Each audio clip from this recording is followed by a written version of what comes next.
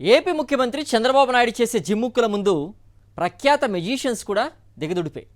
ఎన్నికల్లో హామీ ఇచ్చిన సూపర్ 6 అమలు చేయడానికి దాదాపు 1.5 కోట్లు ఖర్చవుతుందని అంచనా.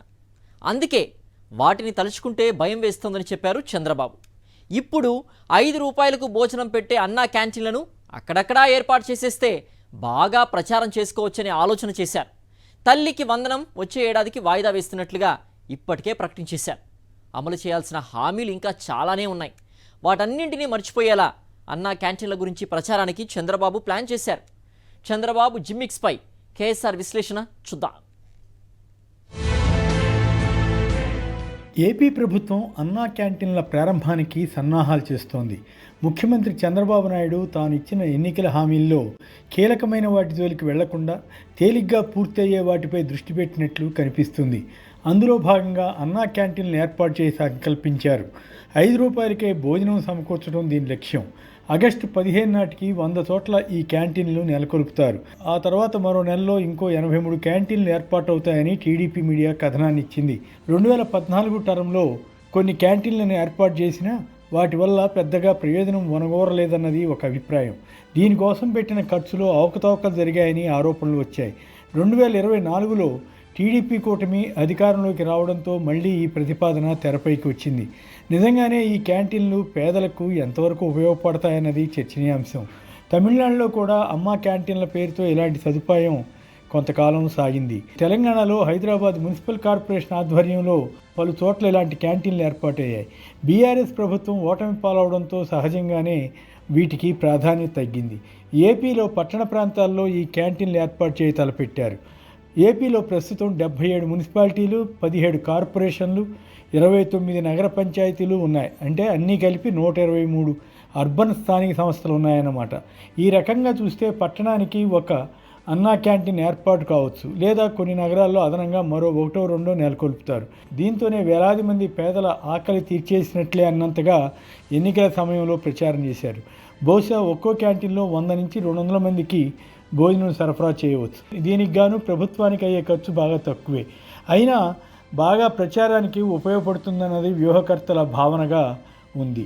తెలుగుదేశం పార్టీ వ్యూహాత్మకంగా సూపర్ 6లోని ముఖ్యమైన అంశాల జోలికి వెళ్లకుండా ఇలాంటి చిన్న చిన్న హామీలతో ప్రజలను మభ్యపెట్టే ప్రయత్నం చేస్తున్నట్లుగా కనిపిస్తుంది.